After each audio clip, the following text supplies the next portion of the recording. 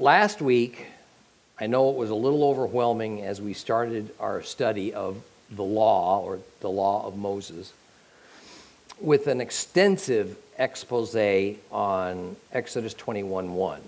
Now, you're going to be relieved to know that this week isn't going to be nearly so intense. However, it's my hope that you gain some understanding of why Hebrews have, since Moses, sought so diligently to follow God's instructions to them, and that we need to be very careful how we characterize the rules of living that God set out before mankind prior to the advent of Christ. We saw last week that what Hebrews and Christians alike term the law, God refers to as his mishpat. And mishpat does not mean law, it means justice. Further, we saw that mishpat, when referring to God's mishpat, is speaking of his overall system of justice. Today, we are about to begin looking at the specifics of God's justice system, God's detailed standard of right living, individual rules and regulations that were set down in the Mosaic covenant. To put an even finer point on it, what we are getting ready to study is the development of the gospel. Quite literally, what we're going to begin to look at is the gospel, Act 1. Now let's quickly review a few things from last week.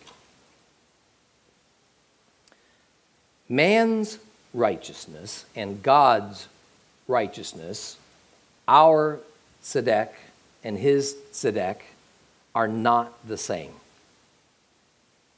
Actually, that shouldn't be difficult to swallow because God is not a man. Mankind can't develop or work to achieve the type of righteousness God has. God's righteousness, even if we're not able to fully grasp all that it entails, is primarily about the salvation of mankind. God's righteousness, his tzedek, refers to his saving will, his saving purposes and goals, and all that happens at his direction to create a people that are set apart for himself. We call the people who are part of that group the saved people. Now, accordingly, humanity is the object of God's saving will, which is God's righteousness. Man's righteousness is achieved when a human being has accepted God's saving will, Jehovah's saving plan for his own life. And since the coming of Christ, a righteous man is defined as one who is a believer in Yeshua, who is the Christ, who is the Messiah. Third, the gospel is generally defined as, it's defined this way among theologians, the revealed word of God's plan of salvation for all mankind. The revealed word of God's plan of salvation for all mankind. That's the gospel. That is, the gospel is simply the name or the title we've given to a body of information in the Bible that makes known God's incredible plan of salvation for us and our need for it. Fourth, but over the centuries, it seems, the term gospel has been so narrowed down by so many theologians and by the institutional church as to make the term simply refer to the story and purpose of Christ, his birth, his life, his death, resurrection, and nothing else. That's completely wrong, and it's not scriptural. Christ certainly is the center point, the focus, the cornerstone of God's plan of salvation. But as we saw last week, the first awareness of this plan of salvation by man was given to Abraham. And it had to happen in the salvation process before Yeshua came. much has to happen before he comes again. And all of it, not just the New Testament part, forms the gospel. In reality, the Old Testament is where the gospel is found. The New Testament simply identifies who the Messiah of the Old Testament gospel is. And it gives us some instruction on what this means for us now that the Messiah has come. We need to remember that Jesus and all the apostles taught the Gospels using only the Old Testament. There was no such thing as a New Testament until decades after their death. And finally, as we begin to look at the laws in the covenant of Moses, let's remember that the Israelites intended with fierce dedication to be obedient to God's instructions and principles. The Hebrews had no developed sense of an afterlife in those ancient times, or of living an eternal life with God. That did not exist. In fact, they thought that life ended at the grave, Sheol, and that death permanently separated them from the Almighty. So in their minds, their physical lives were their only time to show their gratitude to the Lord for his grace towards them at making them a member of the set-apart people. The Hebrews may not have fully grasped what true salvation is or what the full purpose of the law was, but for Christians today to accuse Hebrews of legalism simply for doing what God commands them, that's nonsense. Christians have forgotten that in addition to our saving relationship with Jehovah God, we also have the duty to be obedient to him. If you have any doubt about that fact, read the book of James, Jesus' brother. Though obedience is not a condition of our attaining, or in most cases, even keeping our salvation, nor should obedience take the focus off of our relationship with God, it's absolutely the required and expected response. Obedience to God's system of justice is not legalism unless we misuse it as a system of self-justification. Let's read Exodus chapter 21 together. If you have a complete Jewish Bible, it is on page 83.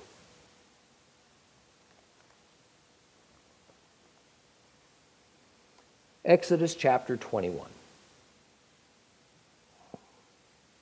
These are the rulings you are to present to them. If you purchase a Hebrew slave, he is to work 6 years, but in the seventh he is to be given his freedom without having to pay anything. If he came single, he is to leave single. If he was married when he came, his wife is to go with him when he leaves. But if the master gave him a wife, and she bore him sons or daughters, then the wife and the children will belong to her master. He will leave by himself. Nevertheless, if the slave declares, I love my master and my wife and my children, so I don't want to go free, then the master is to bring him before God. And there at the door or doorpost, his master is to pierce his ear with an awl, and the man will be his slave for life. If a man sells his daughter as a slave, she is not to go free like the men slaves. If her master married her, but decides she no longer pleases him, then he is to allow her to be redeemed. He is not allowed to sell her to a foreign people because he has treated her unfairly. If he has her marry his son, then he is to treat her like a daughter. If he marries another wife, he's not to reduce her food, clothing, or marital rights. If he fails to provide her with any of these three things, she is to be given her freedom without having to pay anything. Whoever attacks a person and causes his death must be put to death. If it was not premeditated but an act of God, then I will designate for you a place to which he can flee. But if someone willfully kills another after deliberate planning, you are to take him even from my altar and put him to death. Whoever attacks his father or mother must be put to death. Whoever kidnaps someone must be put to death, regardless of whether he has already sold him or the person is found still in his possession. Whoever curses his father or mother must be put to death. If two people fight, one hits the other with a stone or with his fist, and the injured party doesn't die, but is confined to his bed, then if he recovers enough to be able to walk around outside, even with a cane, the attacker will be free of his liability, except to compensate him for his loss of time and take responsibility for his care until his recovery is complete. If a person beats his male or female slave with a stick so severely that he dies, he's to be punished. Except that if the slave lives for a day or two, he is not to be punished, since the slave is his property. If people are fighting with each other and happen to hurt a pregnant woman so badly that her unborn child dies, then even if no other harm follows, he must be fined. He must pay the amount set by the woman's husband and confirmed by judges. But if any harm follows, then you are to give life for life, eye for eye, tooth for tooth, hand for hand, foot for foot, burn for burn, wound for wound, bruise for bruise. If a person hits his male or female slave's eye and destroys it, he must let him go free in compensation for his eye. If he knocks out his male or female slave's tooth, he must let him go free in compensation for his tooth. If an ox gores a man or a woman to death, the ox is to be stoned and its flesh not eaten, but the owner of the ox will have no further liability. However, if the ox was in the habit of goring in the past, and the owner was warned but did not confine it so that it ended up killing a man or a woman, then the ox is to be stoned and the owner too is to be put to death. However, a ransom may be imposed upon him, and the death penalty may be commuted if he pays the amount imposed. If the ox gores a son or a daughter, the same rule applies. If the ox gores a male or female slave, its owner must give their master 12 ounces of silver, and the ox is to be stoned to death. If someone removes the cover from a cistern or digs one, and he fails to cover it, and an ox or a donkey falls in, the owner of the cistern must make good the loss by compensating the animal's owner, but the dead animal will be his. If one person's ox hurts another's so that it dies, they are to sell the live ox and divide the revenue from the sale, and they are also to divide the dead animal. But if it is known that the ox was in the habit of goring in the past, and the owner did not confine it, he must pay for the ox, but the dead animal will be his. If someone steals an ox or a sheep and slaughters or sells it, he is to pay 5 oxen for an ox, 4 sheep for a sheep. Now, what we've read here is the Lord ordering a new Hebrew society. What we need to also recognize, and it'll become obvious as we move through Exodus and then Leviticus, that while there are many rules and ordinances that are contained within these passages, this is hardly a comprehensive legal code, such as the Code of Hammurabi. In other words, not every area of life is covered in detail by these ordinances. Marriage, commerce, inheritance, how property is transferred, are all either barely touched on or not even mentioned directly at all. Rather, most of these so-called laws were examples that tended to amend previous practices of the Hebrews, or in some cases they were new concepts altogether. No matter their purpose, they were always extensions, and boy, this is the important part.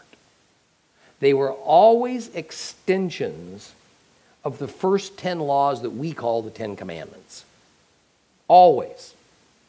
Therefore, Israel's leaders necessarily devised practices and rules that covered both areas, that both covered areas of the law, but it did not address or fill in gaps or very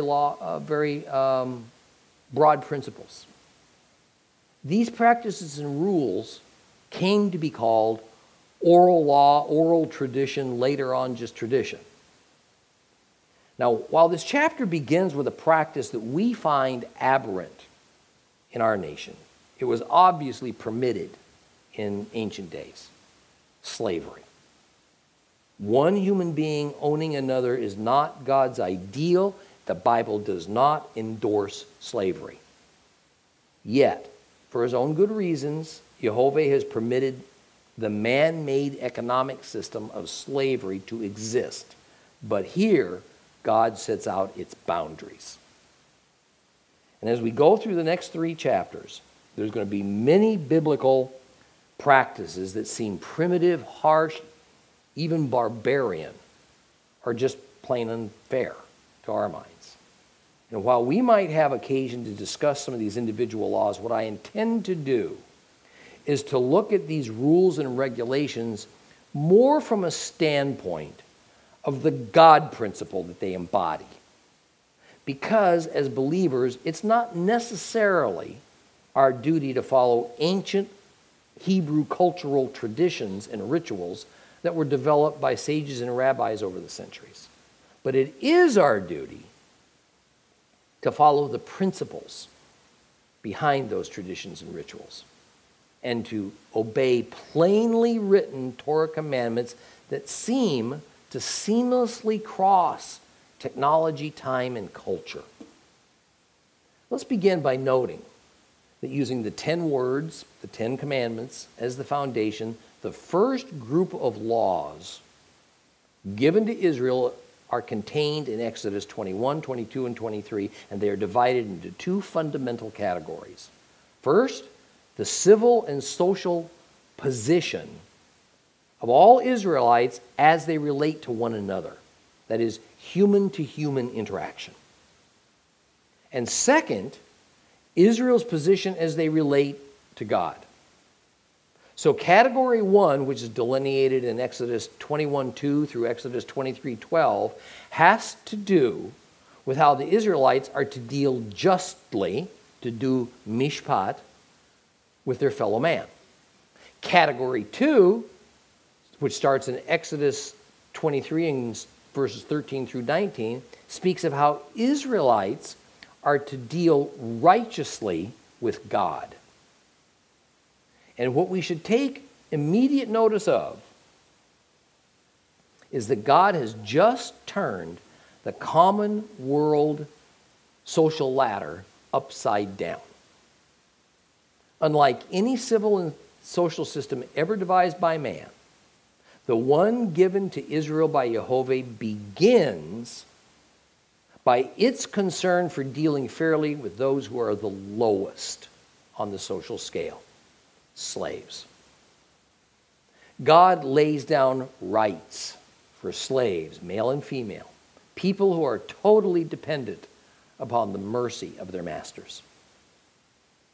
Slaves were but property in the ancient world, tools, beasts of burden, as it still is in many places on earth today. But by ordaining sacred personal rights upon this social class, God changed the very dynamic by which slavery could even exist. Hebrew slaves were given the status of people, not possessions, not animals. Underline the word Hebrew, because that's the key. We must understand that Hebrews held 2 classes of slaves, Hebrews and foreigners, Gentiles. These rules are made for Hebrew slaves. They do not apply to foreign slaves that Hebrews might own. However, later on in the Torah, instructions will be issued by God that foreign slaves who wish to give up their Gentile, tribal, or national identities and become Israelites should be allowed to do so. The act of changing loyalties did not set them free, but it did make them Hebrew slaves and give them a bill of rights that they did not have as foreigners. Even more, Jehovah makes it clear that any foreigner who joins Israel and becomes a Hebrew by choice is not to be considered as a second-class citizen. Therefore, if a foreign slave owned by a Hebrew declares his desire to join Israel, and he goes on to become a Hebrew, he becomes equal in status and rights to a natural-born Hebrew slave. Once that naturalized slave becomes free, then he is a Hebrew freedman with rights and status equal to a natural-born Hebrew freedman. Now, by the way, notice Exodus 21, verse 6. This is where a male slave gets his ear pierced, and although it doesn't say it, he also has a ring of some sort put into it. This is an indication that this man, as head of his family, has voluntarily committed himself and his family to lifelong servitude to his earthly master. The master of this slave family is not obligated to free them after 6 years, which was the Hebrew law. Although in an act of mercy, a master could free a slave whenever he chose. Now, verses 7 through 11 deals with a man who sells his daughter to be used as a house servant, but with the idea that if she pleases her master, he'll marry her. Now, she's not to be considered among the slave class even during her time as a handmaiden. The first thing we should note is that this must have been a pretty common occurrence to be so directly and specifically addressed by God. Now, the girl could well become a concubine of her master. That is, she's not a wife, but she holds a status similar to a wife. The main difference is there would not have been a ketubah, a marriage contract. So there was no legal betrothal. She would have had no property rights. A Hebrew would not sell his own wife, but he would sell a handmaid, on occasion a concubine. But Yehovah says that under no circumstances may the master sell this woman to anybody outside of the tribes of Israel. And if he chooses to make her a concubine or a wife, regardless of the fact that he had quite literally acquired her through purchase, he cannot treat her poorly should he marry another woman. Of course, we're talking about polygamy here. And his penalty for wronging this woman is she gets her freedom. Now, while it may not seem so to us in this cultural setting, what is really happening here is that God is making it clear that in the paternalistic society of Israel, typical of the ancient world, women have rights. They have value to God. They are to be treated fairly and with consideration among his set-apart people. Now, the next thing to be addressed after slaves and women's rights is the sanctity of life. Life is so important to God that he lists the crimes of man against man for which God orders the destruction of the offender in order that the criminal might not harm another innocent person or degrade Israel's society in general. Part of this list of capital crimes we might expect. Other parts are kind of a surprise. Part of this list of capital crimes sets the same level of seriousness, premeditated murder, attacking and harming, not necessarily killing, one's parents, kidnapping, whether the victim is harmed or not, and D, even cursing one's parents. That is, in his holy eyes, all of these things deserve the death penalty. God offers no mercy for these perpetrators. He offers no possibility of rehabilitation. This is capital punishment, pure, swift, non-retractable. Now, just so we understand what it means to curse your parents, there are several words used for curse or cursing in Hebrew. They are quite specific in their meaning and range from meaning swearing an oath against someone to being menacing and threatening. Now understand, I'm talking about biblical Hebrew. not necessarily modern conversational Hebrew. So it's two different things. The word used for curse in the instance of Exodus 21:17 is kalal. And it is used in the sense of a son insulting, shaming, being an embarrassment to his parents because he's of no account. This would include not performing his sonly duty of caring for them if they need his help. So for a son who humiliates his parents by his behavior or shows his parents disrespect, or he's simply a deadbeat, a bum, Jehovah says put him to death. Whoa. And yet, God sees this as actually guarding life. Because the people who do these shameful things steal life from those who God sees as innocent and upright. We also see the principle of intention validated by God. That is, the intention of one's heart has everything to do with the consequences of one's actions, at least in God's eyes. For instance, if someone unintentionally kills another person, then the perpetrator is given a place to escape, and no one is allowed to violate that place to apprehend him. This is the principle of sanctuary. But premeditated murder, the intention to kill, offers no such sanctuary. And the perpetrator can be arrested, captured in the holiest of places. Even if he's in the midst of sacrificing at the altar of God, a murderer can be arrested. Now, these last few verses, and a couple of the following, answered the question that was raised when we studied the sixth commandment, the sixth word, thou shalt not murder. And the question was, what is just versus unjust killing of a human? So next in verses 18 through 27,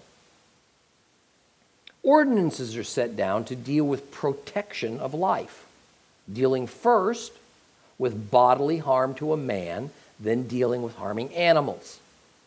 Now, this reinforces the love and concern that God has for all of his living creatures. So when one of his animals, in their innocence, has to be sacrificed to atone for a transgression committed by a human against God, it grieves our Lord for this animal to have to forfeit its life. All those millions upon millions of animal sacrifices that would follow century after century, this was no small thing to God. Each and every one of those sacrificed lives mattered to him. Now, what I hope you noticed is that another key principle God is showing us in these verses is recompense. That is, each offense is to have an equal and fair compensation as part of the consequence. God views compensation as better than incarceration for the offender. Compensation makes the perpetrator, compensation from the perpetrator makes some progress towards making the victim whole. It even allows the offender to go on with their life while being taught a lesson. Imprisonment simply punishes the offender, and the victim's only satisfaction is knowing the perpetrator's being punished. That's all you get out of it. Notice how in verse 18, that if two men get into a fight and one seriously injures the other one, then the one who did the harm is obligated to care for the other. He's obligated to bear all of that other's expenses, make up any of his lost wages. But there's no further obligation, because the fight was a mutual attempt to harm one another in the first place.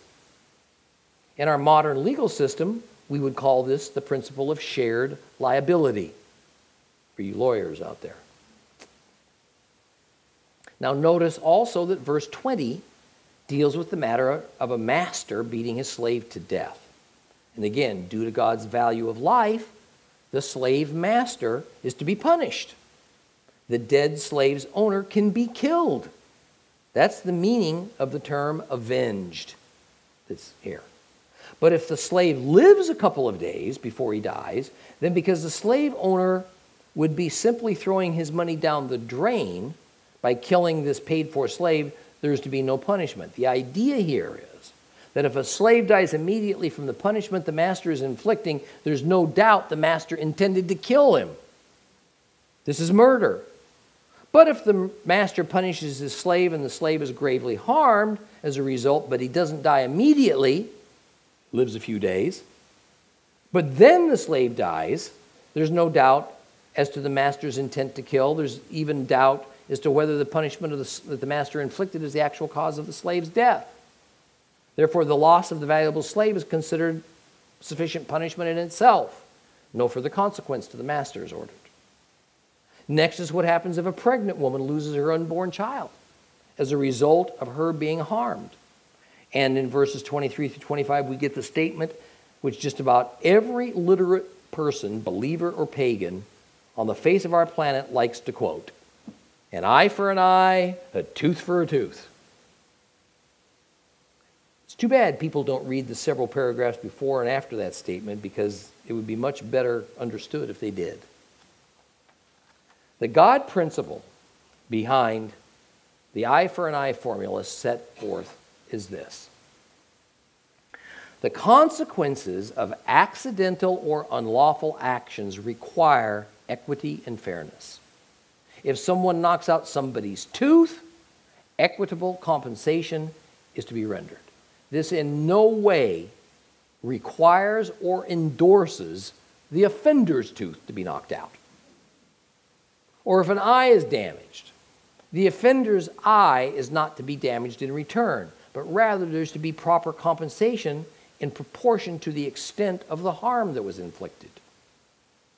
What's happening in verses 23 through 25 is that God is saying, in essence, look, it would be a never-ending law code if I took every possible way and circumstance that one person could harm another person and give a prescribed verdict containing a precise amount of compensation for it. It's impossible. Therefore, here is the principle that you're to use when you're deciding upon compensation. And of course, this principle is tied to the entire context of Exodus chapter 21, whereby God gives only a few reasons for a death sentence and none whereby a person is mutilated as punishment, such as gouging out an eye.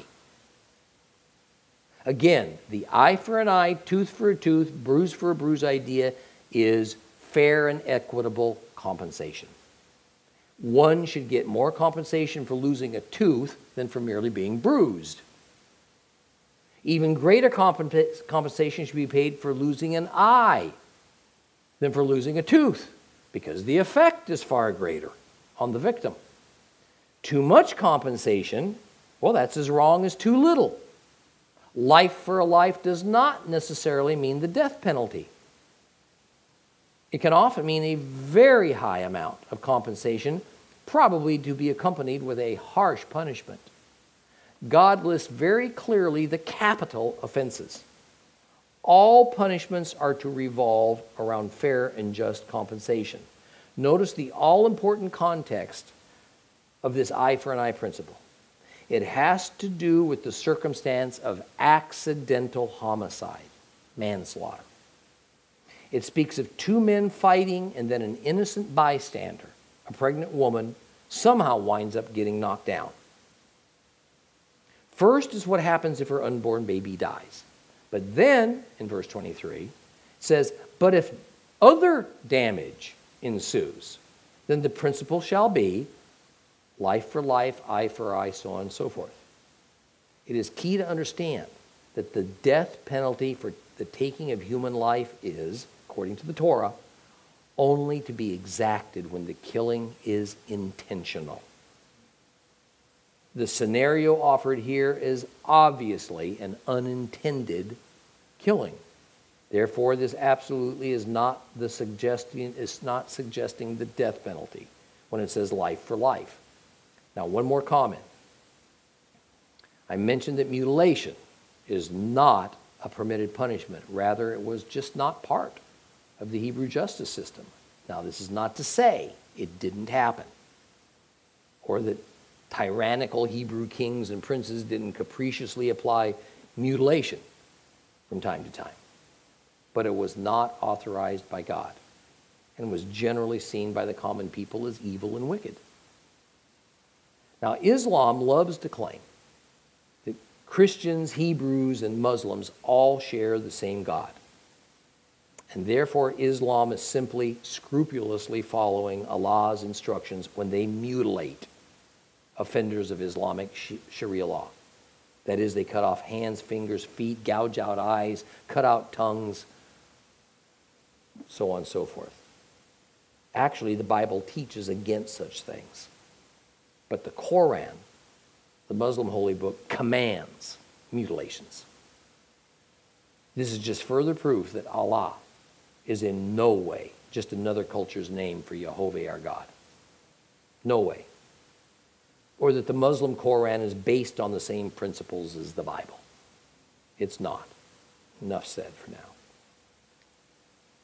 Verse 26 once again deals with slaves. And the price for harsh treatment of a slave, even simply knocking out a slave's tooth, is immediate freedom for that slave, male or female. Verse 28 begins to deal with harm that animals might cause. And we get God's view of justice in this regard. An animal that kills a human must die.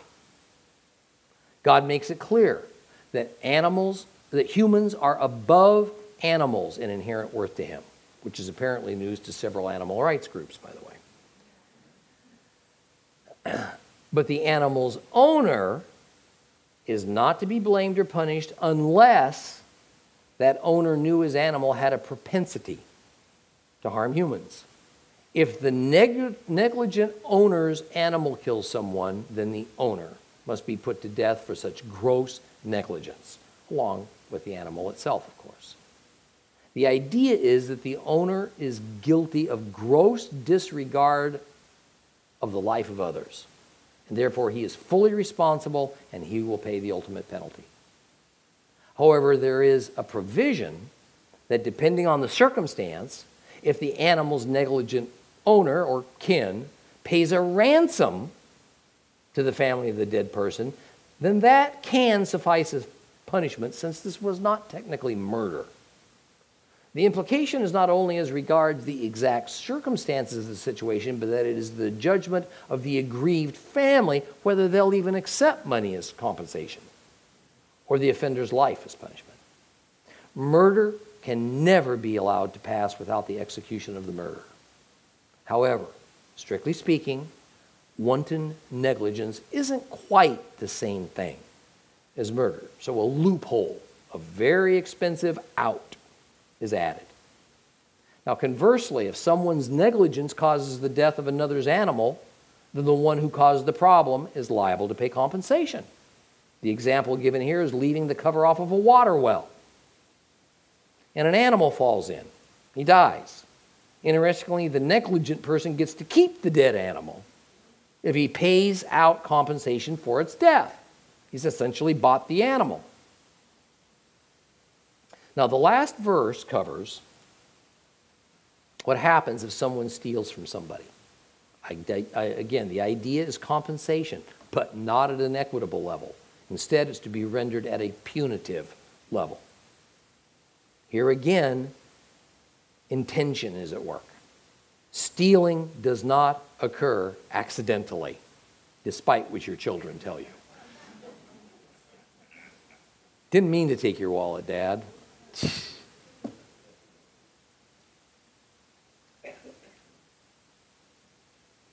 However, in America, if you listen to some of our more liberal politicians and lawyers, I guess that happens all the time. Anyway, someone who causes loss, harm, or death to another person and does so intentionally is dealt with much more harshly. than if it was unintentional or even negligent. Let's move on to chapter 22. Exodus chapter 22, page 84 if you have a complete Jewish Bible. Follow along, please.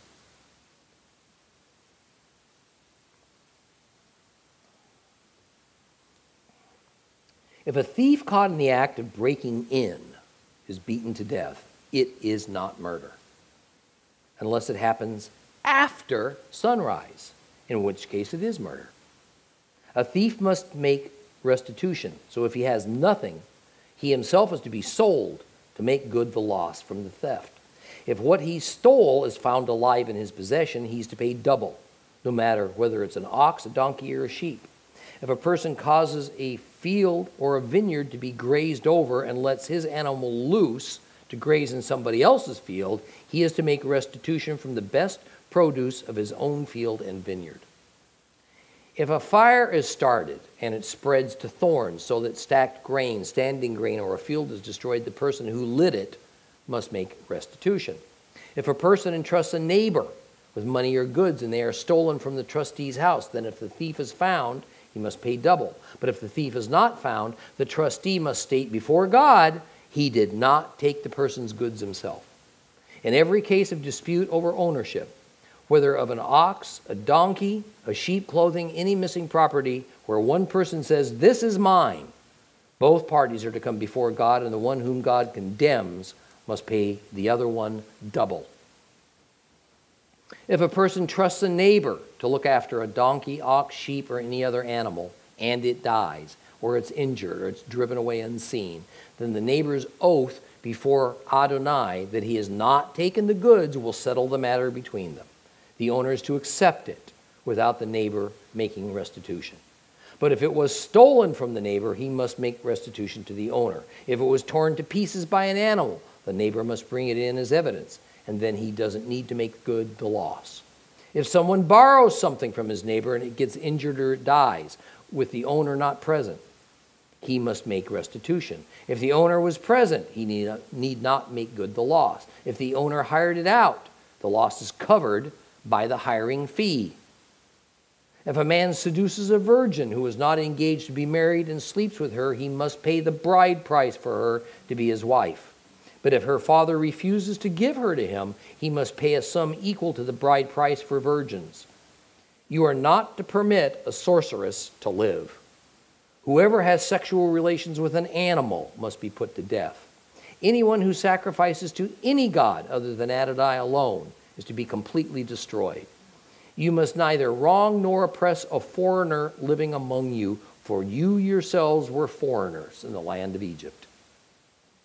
You are not to abuse any widow or orphan. If you abuse them in any way and they cry to me, I will certainly heed their cry. My anger will burn and I will kill you with the sword. Your own wives will be widows, your own children fatherless. If you loan money to one of my people who is poor, you are not to deal with him as you would a creditor. You are not to charge him interest. If you take your neighbor's coat as collateral, you are to restore it to him by sundown, because it is his only garment. He needs it to wrap his body. What else does he have in which to sleep? And if he cries out to me, I'll listen, because I am compassionate. You are not to curse God. You are not to curse a leader of your people. You are not to delay offering from your harvest of grain, olive oil, or wine. The firstborn of your sons you are to give to me. You are to do the same with your oxen and your sheep. It is to stay with its mother for 7 days, and on the 8th day you are to give it to me. You are to be my specially separated people. Therefore you are not to eat any flesh torn by wild animals in the countryside. Rather, throw it out for the dogs.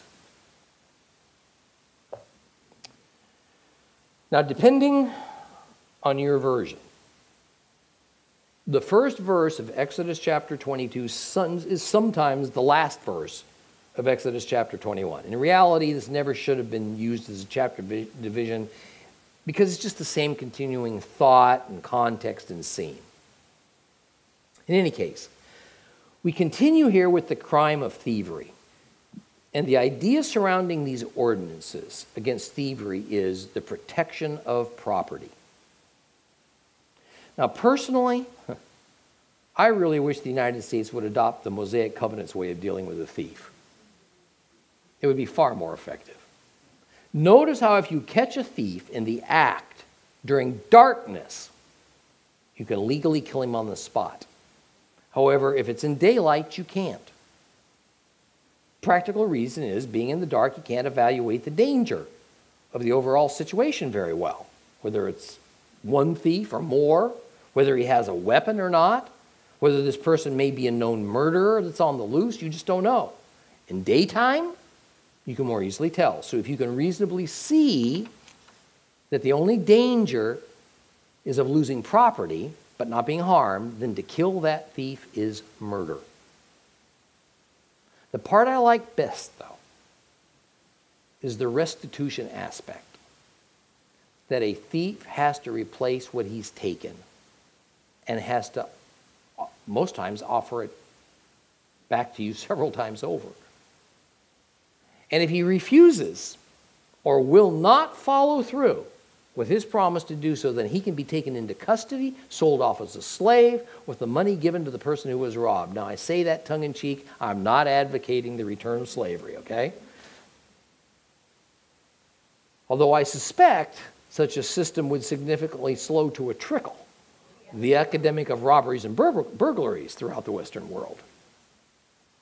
Now, interesting, isn't it, that imprisonment was just not part of God's justice system. Now, certainly one could understand how having a prison out in the wilderness would be difficult to impossible. But this concept of recompense instead of incarceration continued right on through the time of Christ, when prisons were standard in most societies. The idea of prison was aberrant to Jews. It was the Gentile way of dealing with crime and punishment. Not that Jews didn't eventually adopt the practice to a degree, but since it was not part of God's justice system, it was never widely used until modern times. Now, I think it's instructional that the use of prisons has never seemed to stem the tide of crime to any degree at all. In fact, we are all too aware that people who've been in prison today commit most of the crimes as soon as they get out. Even our feeble attempt to rehabilitate prisoners via schooling and knowledge during their time of imprisonment has had very little success. That's because it's not the way Jehovah created the universe to operate. God's system of justice was designed to rehabilitate the criminal by means of his compensating his victim. There's a real price to pay. The crime was simply not worth what it cost him when he was caught. See, it's always important in reading Scripture to see the order of things. It usually gives us God's sense of priorities. So first, as regards theft among herders, we get rules about pilfering animals. Next, we see God's justice as concerned damage to fields, and then the formula that an animal life carries higher value to God than plant life. And as of the time Israel was given these laws, they were still in the wilderness. They were not farmers, but they were herdsmen. In time, they would need laws concerning agriculture, because once they settled in the land of Canaan, many would become farmers. Next, in verse 6, comes instruction regarding what has been given to others for safekeeping. What happens if those items are stolen? Now, up to this point, you might have noticed that there has been this interesting if-then structure as Jehovah has taught his law. If this happens, if someone does this, then this is the consequence. The idea here is that these things are going to arise within the body of God's set-apart people. They're going to have to be dealt with as part of ordinary, everyday life and society. It also sets up the dynamic of action versus consequence. If you do this, then this is what's going to happen to you. The point is that these are practical matters that are being dealt with, not theoretical possibilities. Further, societal law codes were normal for that day. The law of Moses wasn't the first. The Israelites fully expected to have a law code. And these law codes were all quite similar, even if they didn't agree on every point. It's a little bit like in modern Western society. Europe and North America share similar philosophies of justice. We have courts of law, legal experts as representatives of defendants, the view that generally a person cannot be physically harmed for an offense that only involves property. Sanctioned mutilation of criminals is not allowed. The death penalty is withheld except in the most horrific of circumstances when loss of life is involved. What constituted a crime was generally the same for Israel as it was in all other Middle Eastern societies. And more often than not, the punishments were quite similar. However, Israel's law involved far more mercy and compassion. And where it was the norm in other societies to do physical harm to a common thief, in Israel it's forbidden. Israel's law insisted on establishing that humans are more important than animals. Animals are more important than other kinds of property. Well, now we begin to encounter some laws that have an entirely different character. Beginning in either verse 17 or 18, depends on your Bible version, there starts a series of regulations stating what must never occur within the family of God. That is, these acts are so out of character for one who would suppose him or herself to be part of God's set-apart people, that most of these laws involve the immediate destruction of that person. These are matters of morality and conscience rather than crimes that are committed against a fellow man. Notice that the previous laws took circumstances and intent into consideration when deciding what, if any, consequence ought to result. In these things listed from Exodus 22, 17 to 30, except for perhaps about the verses about loaning money, intent and circumstance plays almost no role. So in verse 17, the matter of sorcery is addressed. No magic of any kind is to be practiced among God's people. Therefore, a witch, a female sorcerer, is to be summarily exterminated when found out. Sorcery, by definition, is the invoking of the names of gods and demons to do your bidding. And since monotheism recognized but one God, it rejects any catering to evil spirits, this was a most serious offense against the Lord. It was also dangerous because sorcery was virtually universal in ancient times, so people were easily drawn to it and deceived by a sorcerer. That magic was outlawed in Israel was known far and wide in the region. And you know what? It was thought to be most peculiar. In fact, in the famous episode of Balaam and King Balak that you can find in the book of Numbers, we're going to find this statement from Balaam when he discovers this strange prohibition against occult practices among the Hebrews. He says, "Lo, there is no augury in Jacob, no divining in Israel." He knows this. Well, the next prohibition is against the practice of bestiality. This horrible perversion of having a human have sexual intercourse with an animal is not some fanciful product of a vivid imagination. It was widespread throughout the inhabitants of Canaan. Even the Hittites found this practice an abomination, and we have the records of their law codes demanding the death of anyone who would think to do such a thing. In verse 19, the instruction that Israel is never to worship other gods is fleshed out a little bit, in that Israel is never to sacrifice to another god. Sacrifice is at the heart of idolatry. So to sacrifice upon the altar of a heathen god It is here defined as deserving of complete annihilation of the one who commits that apostasy. What is informative, at least it is to me, is the need the Lord and Moses seem to have to even say not to sacrifice to a pagan god after it's already been made clear one is not to worship or acknowledge other gods. What's the difference between worshiping other gods and sacrificing to other gods? Nothing, unless you're looking for a reason to do what you want to do. You're looking for a loophole. The reason the issue is discussed in this way is quite simple. The Israelites were always looking for technicalities and exceptions to the rule against idolatry. Some Israelites would sacrifice to a pagan god and say, well, I'm not worshiping that god. I'm just offering an animal sacrifice. That's not quite the same thing. I just want them to do what I want or not do what I don't want. See, they liked their idolatry. They wanted to keep their idolatry. They wanted to operate like the rest of the world.